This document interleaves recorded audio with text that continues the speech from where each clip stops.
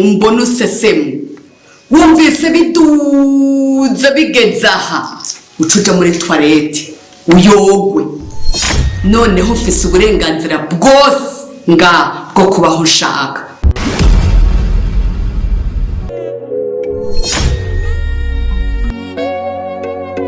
Nduri umukozi muriko murafyetafyetana ngaho kora wabuze cukora ivyo mpuzu nduze hejuru ngaruka nsanga uhejeje kuzimesa. Kadogo uraze wowe akazi kakuzanye uraberera ukora kakuzanye izi zirafise ubuzimesa turafise umuyaya ngaha nawe uraze ubona zihaye muhereza zimesa nta maboko agira. Mbe wa mudamu wewe wakundagiye ko ubona hano ugize iki?